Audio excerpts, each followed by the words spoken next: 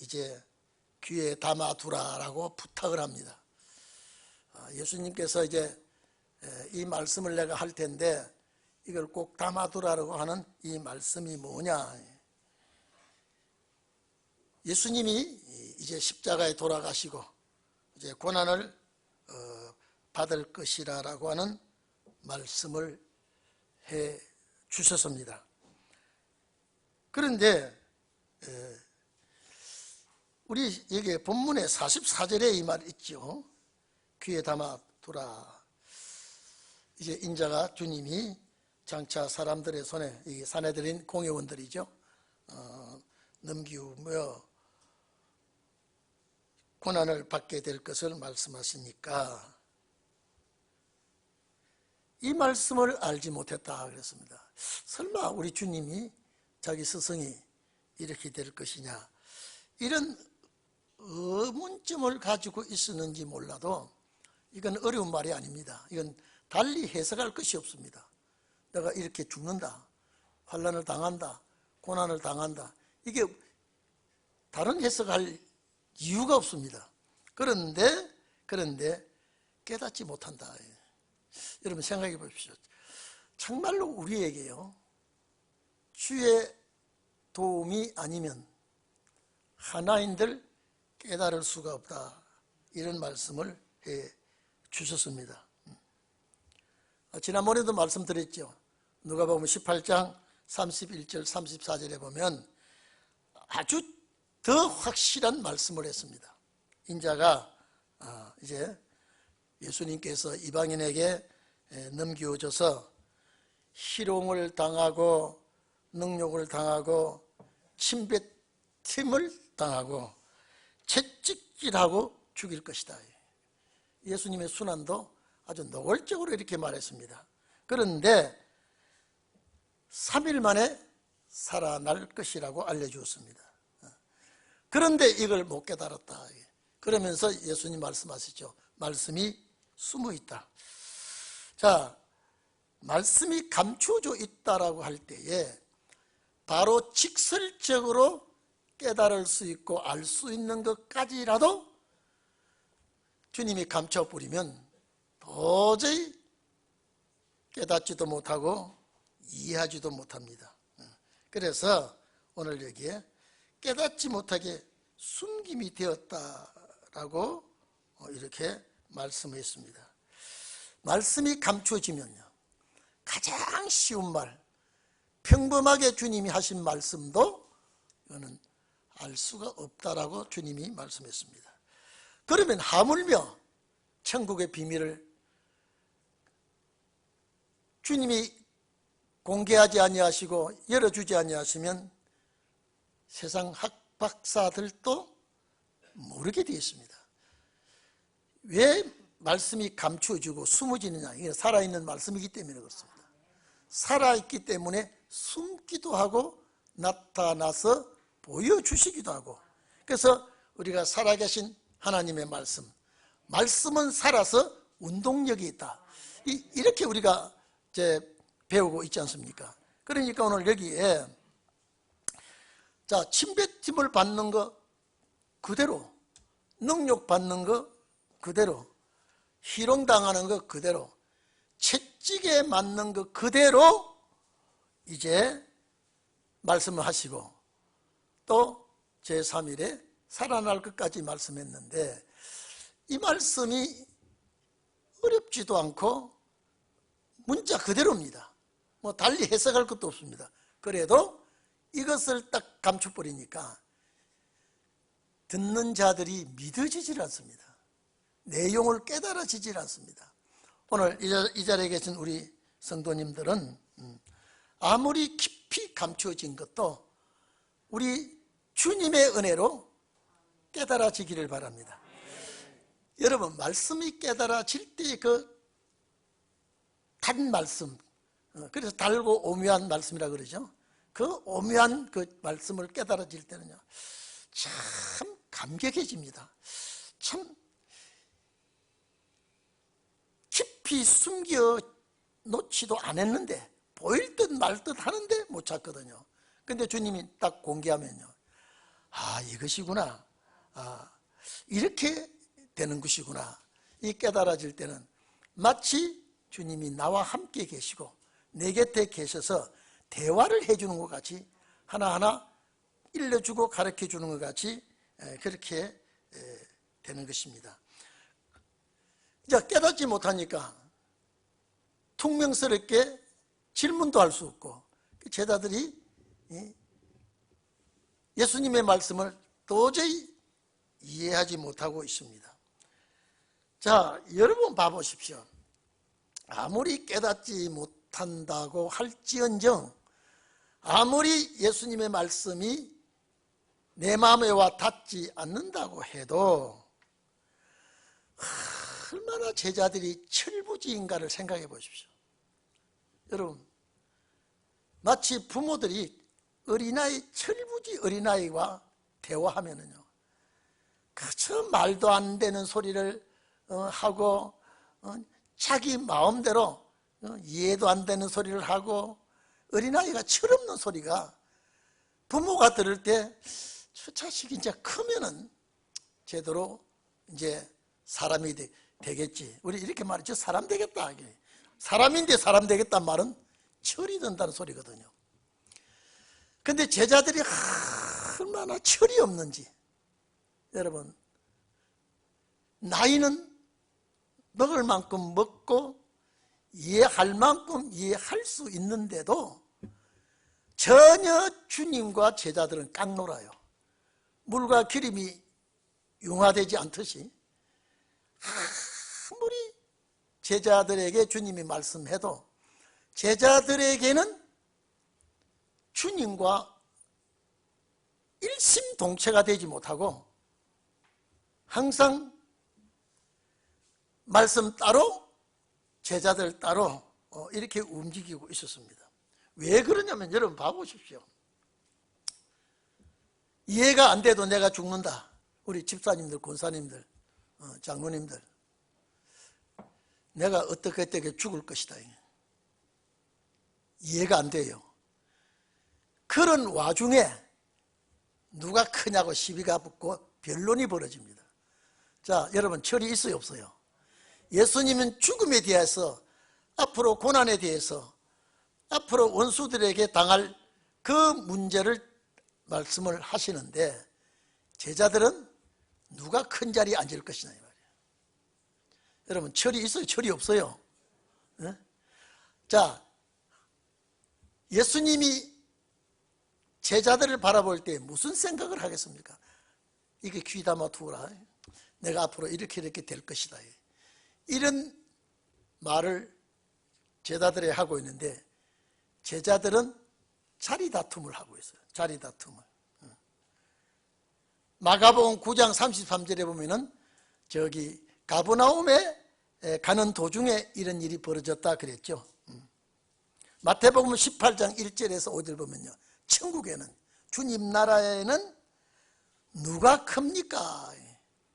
누가 큽니까? 변론이 벌어지고 있습니다. 여러분이 주님이라면 지금 내가 당하는 그 고난을 제자들에게 말씀을 전하는데 아무리 철이 없고 이해가 없다 하더라도 예수님이 그 말씀하시는 그 앞에서 자리 다툼을 할 수 있겠느냐, 천국에서 누가 크냐. 제자들이 전혀 주님의 마음을 이해하지 못하고 있는 그런 상황입니다. 여러분들은 주님의 마음을 잘 헤아려 주시기를 바랍니다. 우리가 나와 주님이 하나가 된다고 하는 것은요, 생각하는 것과 가는 방향과 말하는 것이 거의 일치가 됩니다. 서로가 내통하게 되고 마음이 하나가 될 때는요, 어려운 것이 없고 안 통하는 말이 없습니다. 그런데 예수님은 내가 당할 고난을 말하는데 제자들은 누가 큰 자가 되느냐. 예수님이 순환받는 그런 일을 앞에 놓고 제자들에게 일러주는데 제자들은 딴전을 보고 있습니다. 여러분, 밉습니까? 이쁩니까? 여러분이 예수님이라면은 예수님은 꼭 귀담아 들어라, 꼭 너희가 알아야 된다라고 하는데 딴전을 보고 있으면 그건 이쁩니까? 밉상입니까?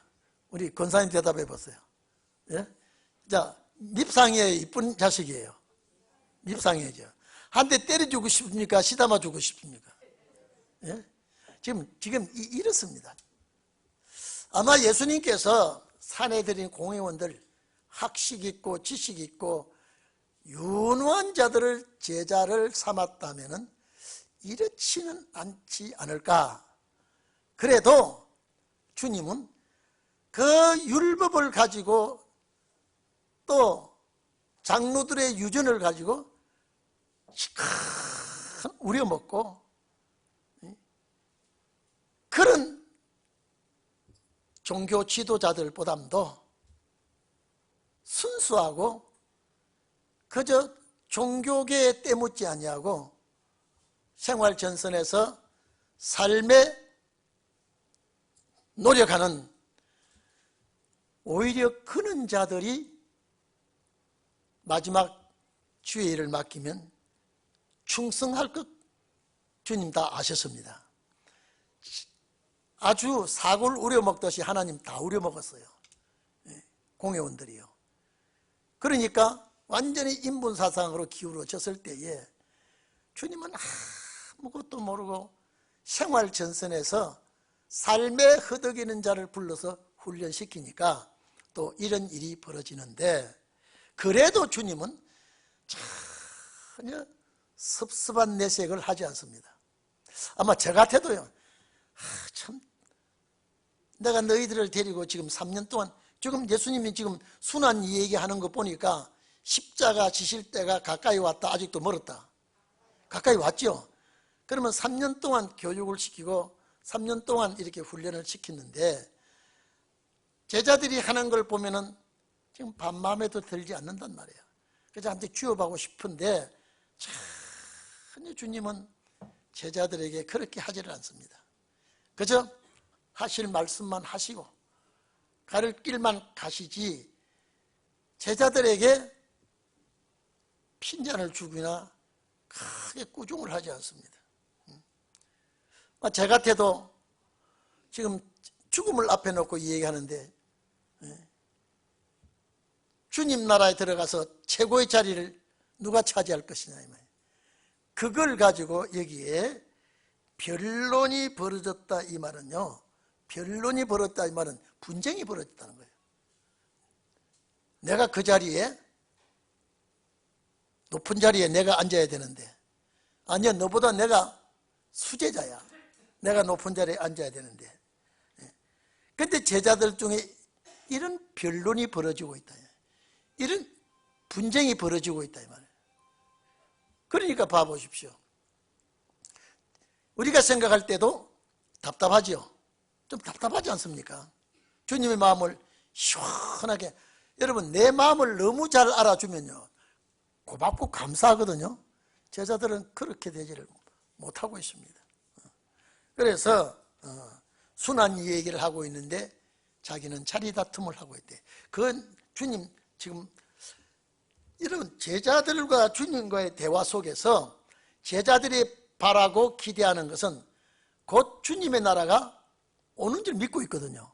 주님의 나라가. 그러니까 나라 회복하시면 이때니까 한 것도 바로 주님의 나라가 이루어질 줄 제자들은 믿었거든요. 그러니까 주님의 나라가 이루어지면 가장 좌우편에 앉아서 통치의 권한을 누가 받을 것이냐라고 하는 이런 변론이 벌어지고 있다 이 말이에요. 근데 항상 그것이 제자들에게는 어서 주님의 나라가 이루어지면 가장 높은 자리는 내가 앉아야지, 바라지 마, 그 자리는 내 자리야, 이런 마음을 가지고 있었다는 것을 여기서 증명이 되죠. 그러니까 요한과 야고보 살로메가 주님의 나라 세워질 때 주님의 좌우편에 우리 아들 둘 앉혀달라고 그랬잖아요. 천국에는 정말로 여러분 이렇습니다. 천국에는 그 자리가 참 많습니다. 그 자리에 앉아야 될 사람 이미 하나님께서 역사하는 도중에 결정이 나게 되어 있습니다. 그래서 예수님께서 요한과 야고보 살로메에게 그 자리는 순교했다고 그 자리를 주는 거 아니다 그랬거든. 나와 함께 잔을 마실 수 있느냐? 이 말은 십자가의 권한이거든요. 내가 받는 세례를 받을 수 있느냐? 이거는 피를 정말로 피함으로 쏟을 때에 그것이 세례를 주님은 피의 세례를 말했지만은 요한과 야고보 살로메는 그걸 모르고 할 수 있습니다. 그래.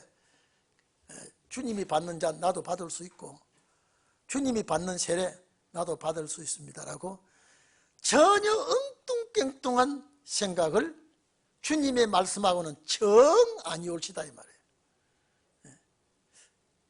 내가 받는 그 죽음의 십자가 고난의 잔 받을 수 있어요?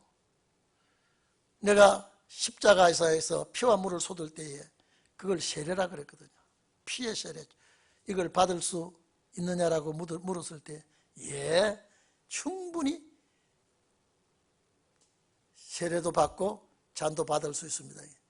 전혀 주님 생각하고 다른 생각을 제자들이 하고 있습니다.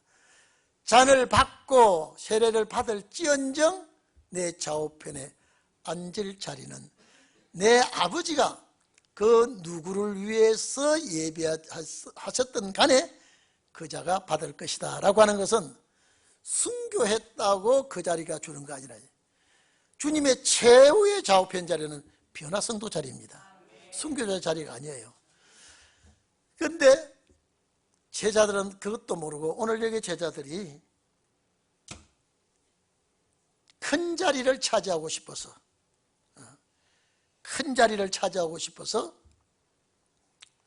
이런 변론이 시비가 벌어졌다. 그래서 예수님께서 이 논쟁을 아시고 어린아이 하나를 세워주었습니다. 누구든지 내 이름으로 큰 자가 되려고 하지 말고 충성을 해라. 충성을 해라. 어린아이 하나를 영접한다 이 말은 받들다라고 하는 소리입니다. 받아들이다, 받들다. 철없는 어린아이 하나를 네가 받들면 이 말은 뭡니까? 교회에서도 정말 아무것도 모르는 순수한 어린아이와 같은 그런 성도가 있다면 무시하지 말고 업신여기지 말고 그런 성도를 내가 받아들이면 주님 영접하는 것이다 이 말이에요.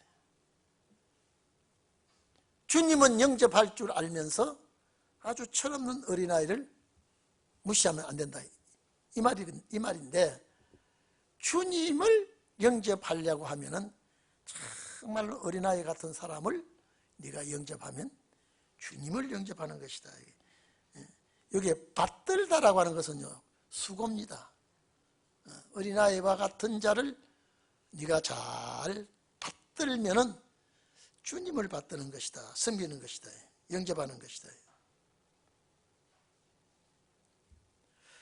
어떤 사람이든지 누구든지 주님을 잘 받들고 영접하면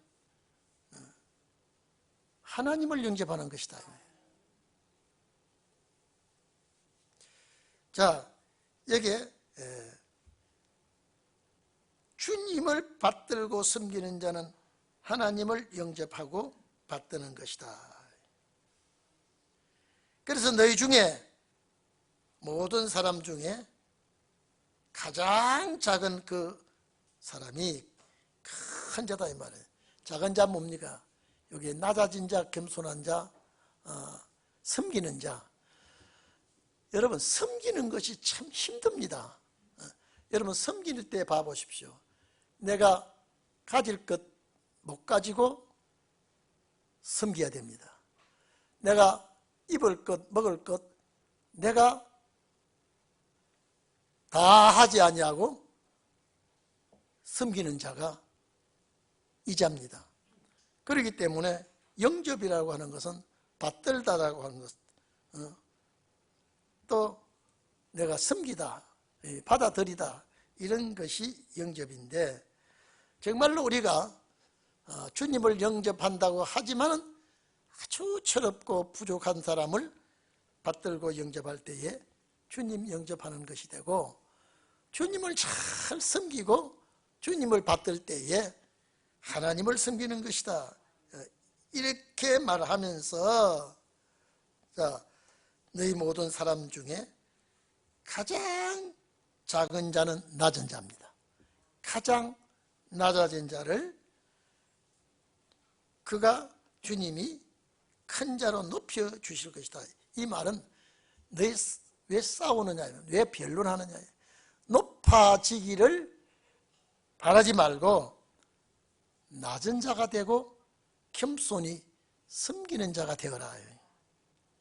여러분 이해되시죠? 그러니까 제자들이 지금 주님의 순환 앞에 서로 높아지기를 바라고 서로가 상좌에 높은 자리에 앉으려고 할 때에 예수님은 낮은 자가 되고 섬기는 자가 되고 받드는 자가 되어라. 섬기는 자, 받드는 자, 영접하는 자는요 희생입니다. 절대 내가 희생하지 않고는 받들지를 못합니다. 우리 교회도 여러분 섬기는 자를 가만 봐 보십시오. 절대 자기 희생이에요. 자기 희생을 하지 않고는 섬길 수가 없습니다. 받들 수가 없어요. 그러니까 바리새의 교인과 서기관들은 섬김을 받는 사람이니까 섬겨보질 않아요. 그러니까 섬기는 자를 모르고 있습니다. 이해를 못하고 있습니다. 그래서 예수님은 제자들에게 이렇게 말씀하시는 것, 오늘 우리들에게 하시는 말씀입니다. 저 천국에 다스리는 자를 말할 때에 제자들에게 해당되는 말씀 같지만은 우리들에게 하시는 말씀입니다. 그리고 이제 49절에 보면은 이 사도 요한이 주님께 말하지요. 자, 우리가 여기서 복음 역사에 비상하는 자들이 나옵니다. 이것도 우리 보고 하는 말씀입니다. 요한이 여쭤야 돼. 주여, 여기는 퀴리오스란 말 아니고 지도자여, 우리의 지도자여, 사령관님이여, 이런 단어입니다. 그렇기 때문에 자, 주의 이름으로, 당신의 그 이름으로 귀신을 쫓아내는 것, 쫓는 것을 우리가 보고 우리와 함께 따르지 아니함으로 금하였나이다.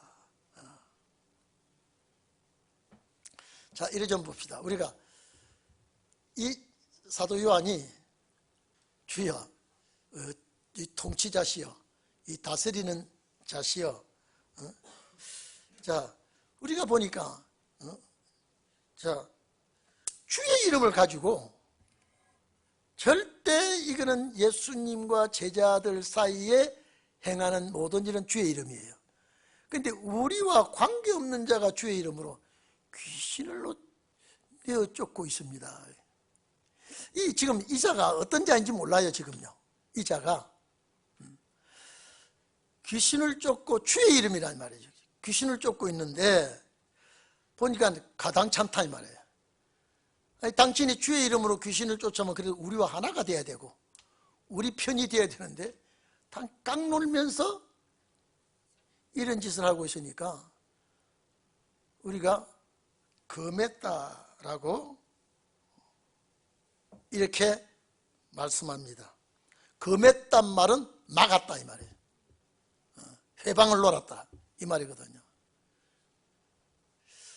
이 사도들이 볼 때 그럴만 합니다. 그렇죠? 예수님의 한 단체가 되어서 예수님께서 제자들에게 파송해 보낼 때 귀신도 쫓아내고 병자도 고치고 천국 복음 전하라 그랬죠. 근데 이 사람들은 예수님께서 파송도 하지 않았고 예수님과 하나 되지도 않았는데 예수 이름으로 귀신을 쫓아내는 걸 보고, 아니 우리와 하나 되지도 아니하고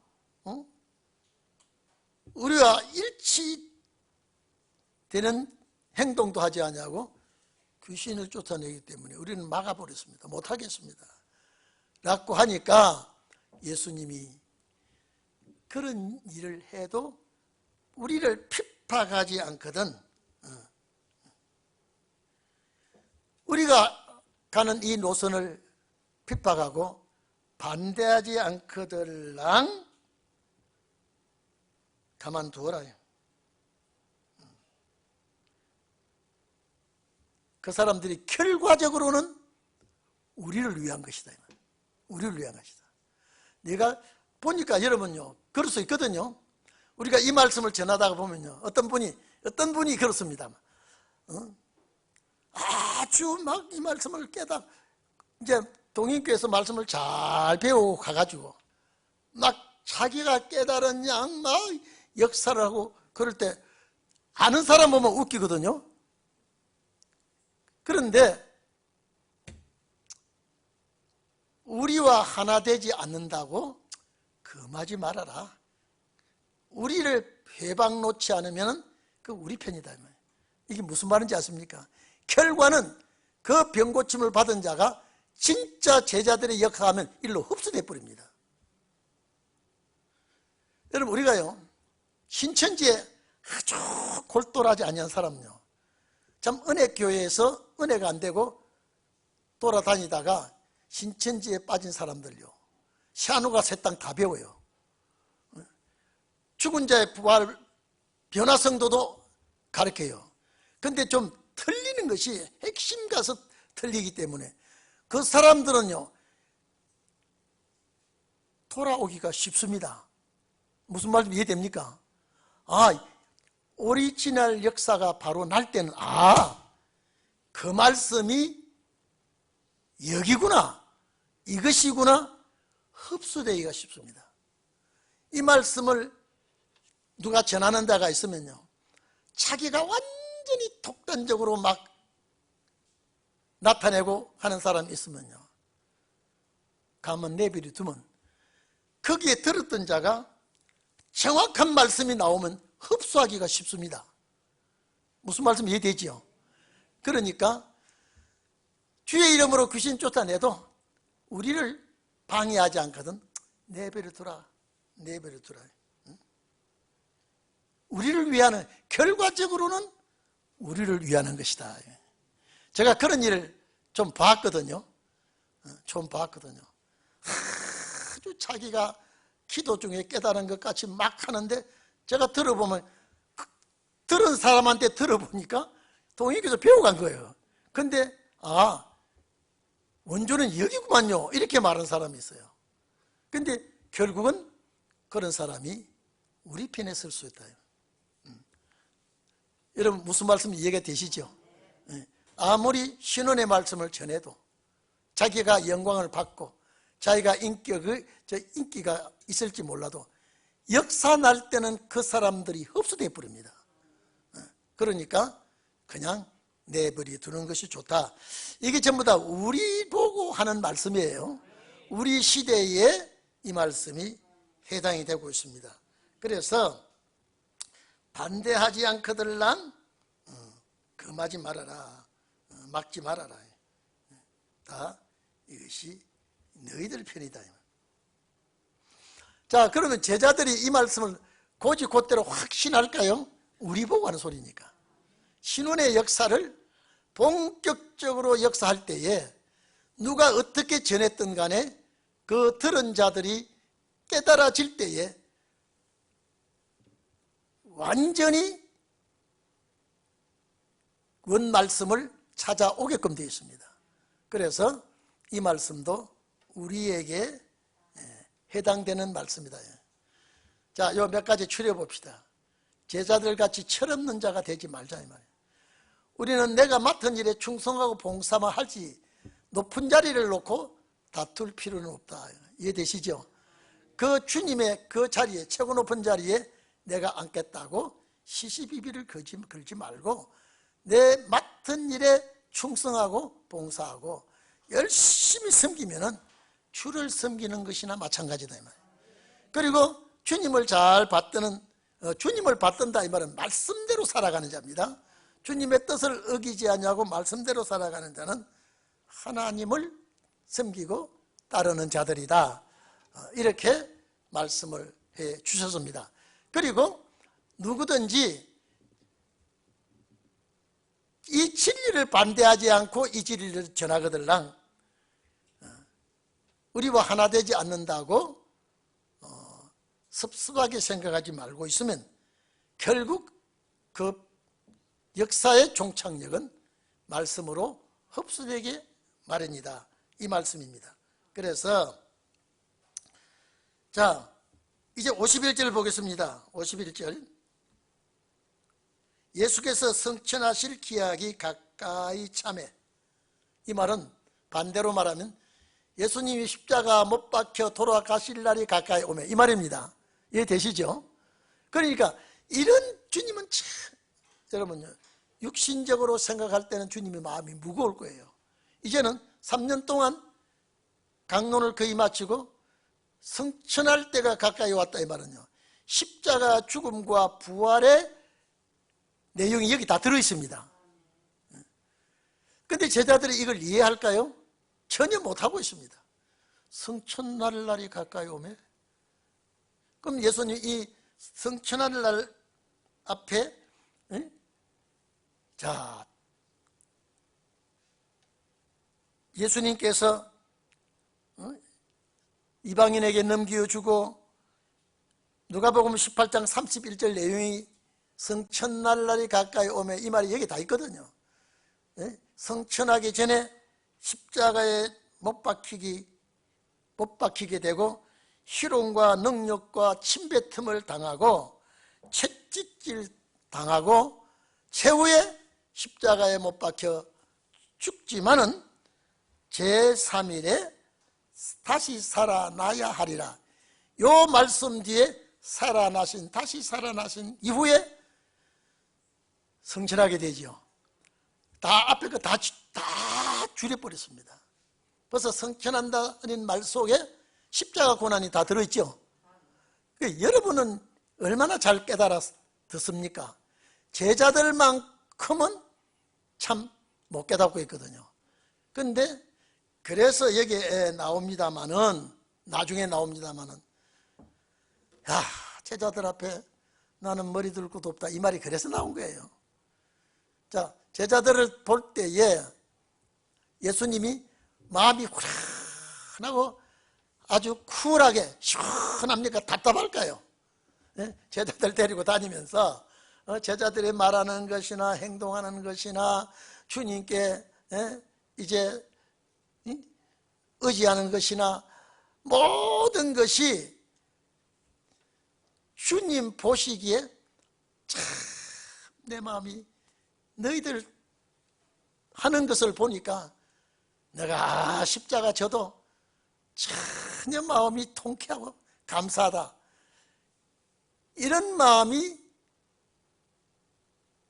제자들을 통하여 받지를 못했습니다.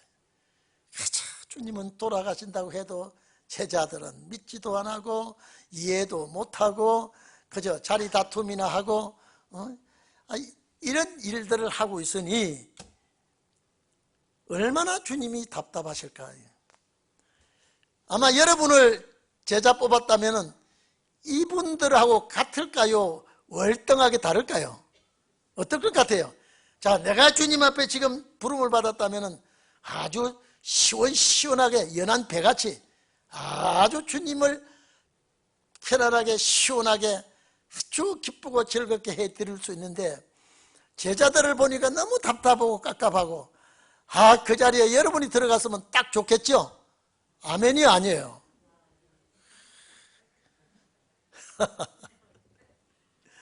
우리도 그 당시 있다면요 똑같을 거예요.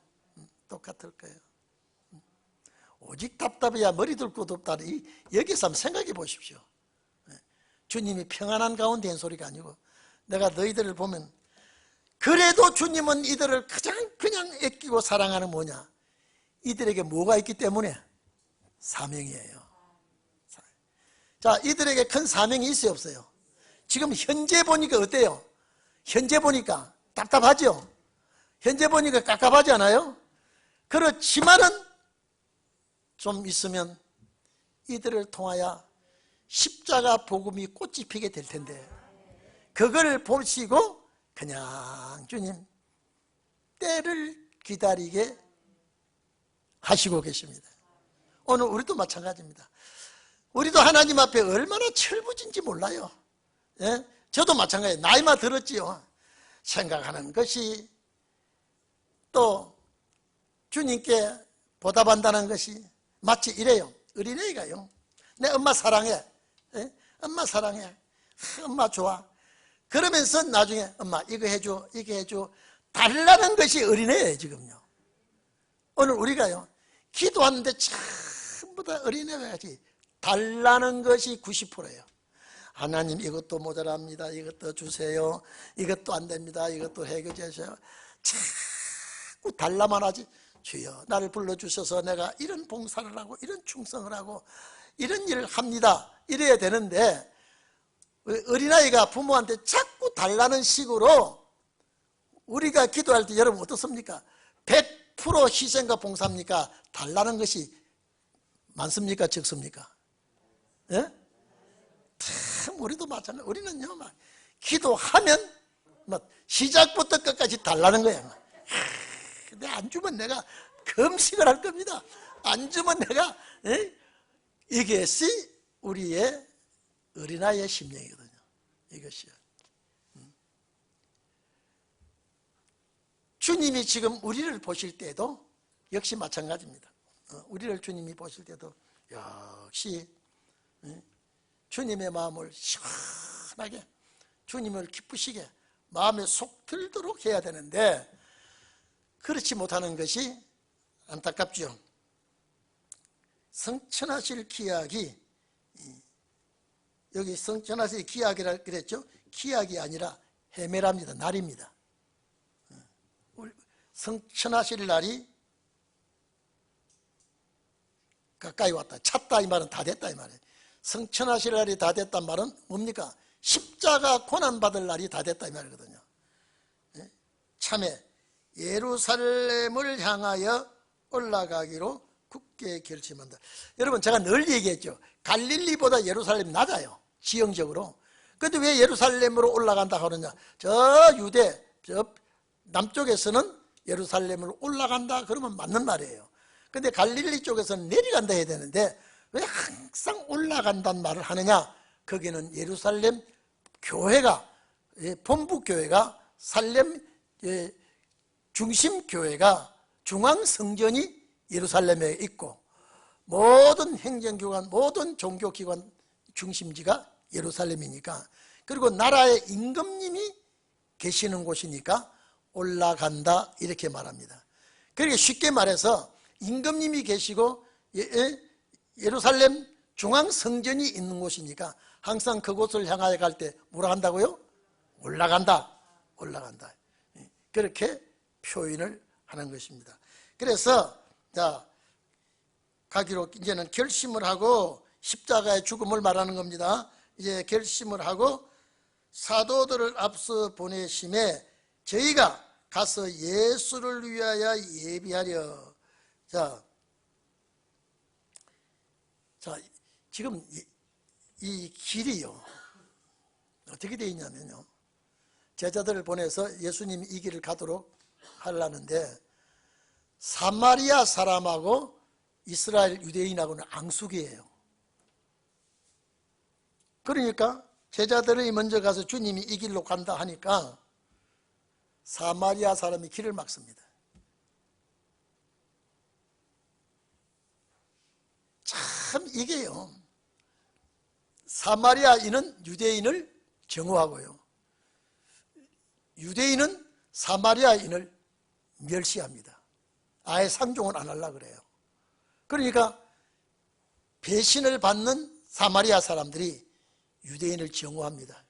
대단히 안 좋게 여기고, 그러니까 야, 우리 동네로 가지 마, 이 사마리아 지역을 통과 못해. 그래서 예루살렘으로 가는 갈릴리 지역에서 직선 코스가 사마리아를 통과해야 돼요. 안 된다.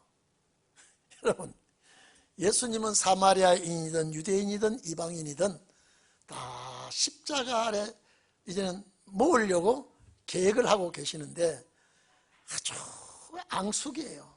그래서 여기에 사마리아인이 예루살렘으로 향하는 이 길을 막아버립니다. 그래서 결국 예수님이 이 길을 둘러갑니다. 참 예수님께서는 별별 사람에게 다 무시를 당하고 멸시를 당하고 그 길로 좀 통과하는 게 뭐가 나쁩니까? 그런데 못 가게 합니다. 여기서부터 우리 말씀은 우리 금요일 날 다시 하도록 하고 우리 기도하겠습니다.